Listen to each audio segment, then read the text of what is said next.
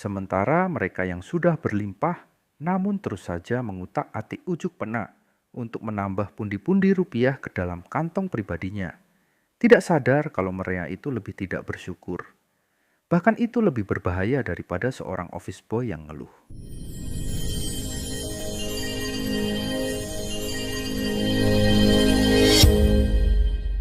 Assalamualaikum warahmatullahi wabarakatuh.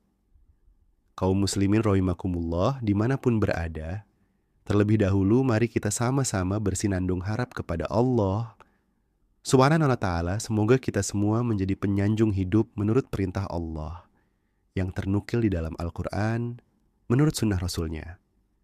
Dan semoga Allah dengan Al-Quran menurut sunnah Rasulahnya. Itu pula menyampaikan harapan kita semua sebagai mukmin dan mukminat menjadi sesuai dengan harapan Rasulullah Sallallahu Alaihi Wasallam dan harapan para sahabat, yaitu wa ala alihi wa ashabihi wasalim. Kaum muslimin wal muslimat rahimakumullah yang selalu setia mengunjungi channel ini, semoga selalu berada dalam rahmat dan hidayah Allah Subhanahu wa ta'ala, di mana channel Barakun Barokah kali ini akan menyampaikan pengertian kata atau istilah syukur yang biasa kita ucapkan atau kita dengar sehari-hari, baik dari sebuah obrolan biasa, wejangan, atau dari ceramah-ceramah atau khutbah-khutbah. Kata syukur atau syukron dalam pengertian bahasa Arab seumumnya diartikan atau ditranslate ke dalam bahasa Indonesia sama dengan terima kasih. Seiring dengan perjalanan waktu, bangsa Indonesia, umumnya khususnya kaum muslimin, menjadi terbiasa dengan kata-kata itu. Misalkan salah satu contoh, kita sering mendengar atau bahkan mengucapkan, hidup itu harus bersyukur dengan apa yang kita telah terima. Atau ucapan seperti ini, bersyukurlah terhadap apa yang telah kita terima. Atau bersyukurlah dengan apa yang telah kita dapatkan. Dan banyak lagi tentang bahasa-bahasa yang membawa istilah kata syukur. Namun, ironisnya tidak sedikit atau lebih. Tepatnya, hampir setiap yang mengucapkan kata syukur itu tidak memahami secara gamblang, secara utuh, atau tidak memahami secara jelas makna yang terkandung padahal kata tersebut. Sehingga boleh dikatakan hanyalah ikut-ikutan semata. Sehingga tidak heran jika orang yang memberi wajangan tersebut dan atau yang mengaku dirinya telah bersyukur, namun perilakunya sangat kontradiksi, atau bisa saja mesti jauh panggang dari api, apa atau mana dan bagaimana. Contoh realnya jika dikatakan kontradiksi atau jauh panggang dari api, kita ambil contoh. Katakanlah atau umpamakan dalam sebuah korup. Dalam lingkungan suatu pekerjaan yang mengatasnamakan mengurus rakyat, atau sebuah lembaga yang mengatasnamakan pelayanan rakyat, yang biasanya dalam seminggu ada satu hari seremonial sebagai tanda patuh pada peraturan, pada undang-undang bagi yang terlibat di dalamnya. Bahkan saat ini ada yang dilakukan hampir tiap pagi sebelum masuk pada kegiatan rutin, di mana biasanya pada kegiatan rutin tersebut, pimpinan kegiatan atau pimpinan seremonial tersebut akan menyampaikan amanat-amanat yang tidak jarang kata syukur terlontar dari amanat-amanatnya tersebut. Misalkan, kita harus bersyukur dengan apa yang telah Allah karuniakan kepada kita. Dengan pekerjaan ini, coba kita lihat, masih banyak orang-orang yang sibuk dalam mencari pekerjaan. Bahkan untuk memenuhi kebutuhan, dapurnya saja masih kebingungan. Bla bla bla bla. Banyak lagi kata-kata yang dia ucapkan. Atau yang lebih sering kita dengar adalah dengan penuh rasa syukur atas nikmat yang dikarunikan Allah dan bla bla bla bla. Jadi begitulah salah satu contohnya. Namun apakah ucapan syukur ini seirama dengan perilaku ketika menjalankan tugas hidup dalam keseharian? Tidak sedikit. Perilaku dalam bertugas menggoreskan pena dalam merancang dan mengatur bagaimana caranya agar anggaran-anggaran yang diamanahkan bisa masuk, sekian persennya masuk kepada kantong-kantong pribadi, dan mungkin dengan jajarannya. Sehingga sudah menjadi rahasia umum, merebaknya korupsi di sana-sini, baik dalam nominal besar ataupun kecil, baik yang sudah ketahuan ataupun yang masih enjoy melakukannya. Padahal, salah satu tanda tidak bersyukur itu adalah tidak pernah merasa cukup dari apa yang diterima sebagai upah kerja yang telah disepakati. Maka pada masyarakat seperti itu dikatakan di dalam kitab Sahih Bukhari nomor 6436 menegaskan, jika saja diberikan kepada manusia seperti itu 2 lembah, maka manusia seperti itu masih menginginkan 1 lembah lagi, dan seterusnya. Seperti itu penjelasannya. Apakah orang yang tidak bersyukur itu ketika dia mengeluh kekurangan dari pendapatannya untuk bisa memenuhi kebutuhan pokoknya sehari-hari saja? Apakah itu sehingga orang seperti itu akan menjadi cemoohan sebagai manusia yang tidak bersyukur? Sementara mereka yang sudah berlebih dari kebutuhan pokok tetapi masih berusaha mengutak-atik anggaran agar bisa menambah kekayaan, padahal itu mutlak bukan haknya, di mana yang menjadi haknya adalah yang telah disepakatinya, yaitu upah. Hati-hati, jangan dianggap remeh semua itu, karena itu secara tidak sadar adalah tidak pernah bersyukur. Sehingga Allah mengancam dalam surat Ibrahim ayat 7. Wa in kafartum inna azabila syadid. Kalian akan mendapatkan azab yang sangat pedih. Masih banyaklah contoh-contoh ketidaksinkronan antara ucapan syukur dengan perilaku yang mengisyaratkan tidak syukurnya orang-orang tersebut. Kemudian timbul pertanyaan, apa yang menyebabkan demikian? Jawabannya yaitu akibat tidak pernah memahami kata syukur. Menurut makna yang sebenarnya dari Allah, yaitu dari Al-Quran menurut sunnah Rasul. Kata syukur baru bisa dipahami maknanya menurut Arab, yaitu terima kasih, itu saja. Lalu bagaimana makna syukur menurut Allah? Ya kembalikan saja kepada Al-Quran menurut sunnah Rasulnya. Karena Al-Quran adalah wahyu Allah sebagai landasan konsepsional, di mana sunnah Rasulnya adalah landasan operasionalnya. Maka untuk itu mari kita sama-sama pelajari. Apa itu syukur? Apa itu istilah syukur? Kalau kita rujuk kepada Quran surat Ibrahim ayat 7, lawan katanya adalah kufur. Tulisannya seperti ini, kufron, dibacanya kufur. Coba perhatikan bunyi ayatnya, la in syakartum. Ini yang perlu digarisbawahi, la jidanakum, wala in kafartum. Nah ini juga kafartum, harus digarisbawahi. Inna azabila syadid. Kata syakartum dengan kafartum adalah sama-sama bentuknya pihak kedua untuk jama' laki-laki, yang dalam bahasa pesantren diistilahkan jama' mudskar lil khitub. Mari kita urai. Pertama syakartum. Syakartum ini adalah fi'il madhi yang ditasrif 14.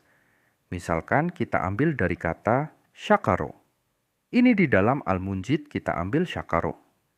Untuk 1 orang, pihak ketiga laki-lakinya syakaro, untuk 2 orangnya syakaru.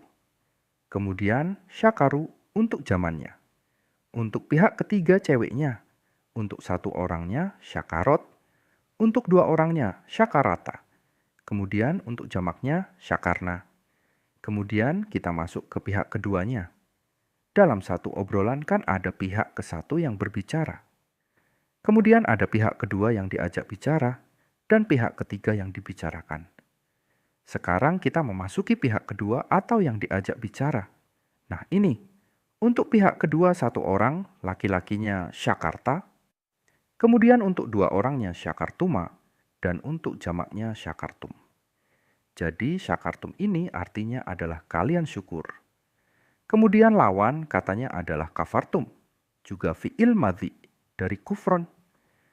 Kemudian kita cerif, sama seperti tadi ya, kafaro untuk 1 orang, pihak ketiga laki-laki.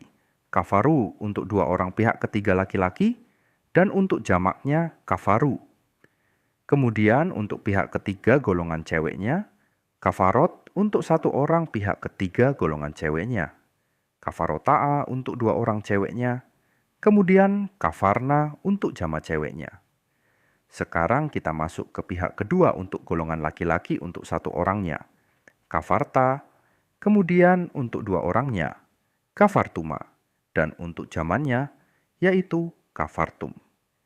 Jadi antara sakartum dan kafartum adalah sama-sama pihak kedua, atau lawan bicara untuk golongan laki-laki dalam bentuk jama'. Jika sebuah kamus Arab tidak bisa memecahkan istilah syukron dalam konteks bentuk kata, maka kita bisa lihat makna yang terkandung pada lawan katanya, yaitu kufron atau kupur.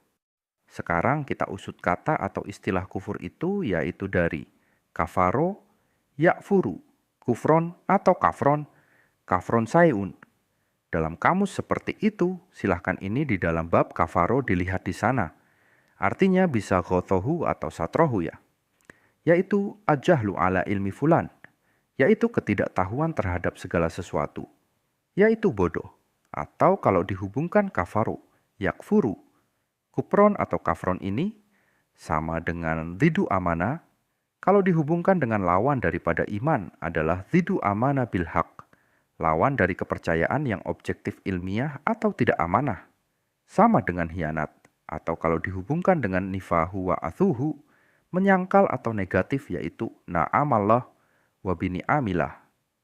Sama dengan ini kalau dihubungkan dengan karunia, atau anugerah Allah, atau kenikmatan Allah, sama dengan jahduha wa tanasaha, sama dengan menolak atau melupakan. Jadi kufur itu dari berbagai arti yang disebutkan tadi, sama dengan negatif atau tidak mau terhadap sesuatu. Karena dalam hubungannya dengan Al-Quran Surat Ibrahim ayat 7 tersebut, yaitu karunia Allah dalam bentuk ajarannya, yaitu nikmat Islam. Maka, wala in kafartum, dan apabila kalian menolak nikmat Islam, yaitu dalam arti menolak aturan-aturan atau tatanan-tatanan Islam, niscaya inna azabila syadid, sungguh azab yang sangat pedih, itu yang akan didapat. Nah, kalau kita balik lawan kata daripada menolak, daripada negatif, ya, maksudnya di sini negatif terhadap nikmat-nikmat, aturan-aturan atau tatanan-tatanan hidup dari Allah yang bernama Islam, sama dengan kebalikannya adalah mau patuh, atau mau merunduk patuh terhadap nikmat, atau aturan-aturan atau tatanan-tatanan hidup dari Allah, yaitu Islam. Niscaya Allah akan menambah kenikmatan hidup dalam aturan atau dalam bertatanan Islam. Jadi istilah syukur itu menurut Al-Quran adalah mau hidup patuh menurut aturan atau kaedah-kaedah atau norma-norma Allah, yaitu yang bernama Islam. Jadi tidak jeblek istilah syukur itu seperti dalam bahasa Arab, yaitu terima kasih. Jadi syukur itu wawasannya adalah mau hidup patuh merunduk menurut tatanan-tatanan atau aturan-aturan Allah, yaitu Islam. Jadi niscaya jika manusia mau bersyukur, sudah tidak ada lagi gerak bagaimana caranya bisa hidup untuk memperkaya diri. Tidak ada lagi program senang sendiri, seperti yang dicontohkan tadi. Jadi kata syukur lebih tepatnya adalah sama dengan iman. Kenapa iman? Coba kita perhatikan kata iman. Kata iman kalau kita hubungkan dengan sebuah hadis syahih yang diriwayatkan oleh Ibnu Majah nomor 64. Al-imanu aqdun bil qalbi wa iqrarun bil lisani wa amalun bil arkan. Jadi iman itu adalah bagaikan hiasan di dalam hati. Ada sesuatu yang melekat di dalam hati. Yang menghias itu semuanya melekat. Menjadi hiasan, menjadi satu gambaran yang indah di dalam hati. Kemudian dari gambaran hati itu, hiasan hati itu, terucap menjadi sebuah perkataan yang mampu memberikan pandangan dan penilaian. Lalu, wa amalun bil arkan, kemudian berwujud ke dalam seluruh gerak perbuatan. Jadi iman itu sama dengan hati. Ucapan dan perbuatan itu adalah sama. Kalau berbicara masalah iman adalah harus memenuhi 3 faktor. Apa 3 faktor itu? Yaitu hati, ucapan, dan perbuatan. Hubungkan dengan kata syukur tadi adalah mau hidup patuh merunduk menurut aturan-aturan Allah dalam Islam. Kalau orang sudah mau hidup patuh menurut aturan-aturan Allah, menurut tatanan-tatanan Allah yang tercantum di dalam Al-Quran yang dicontohkan oleh sunnah Rasulnya, otomatis manusia itu adalah iman. Jadi iman dengan syukur itu adalah sebuah kata yang berbeda bunyi, tetapi maknanya sama. Karena hubungannya sama-sama mau hidup patuh menurut ajaran Allah. Jadi beriman itu hatinya, ucapannya, dan perbuatannya harus sesuai dengan ajaran Allah, yakni Al-Quran menurut sunnah Rasulnya.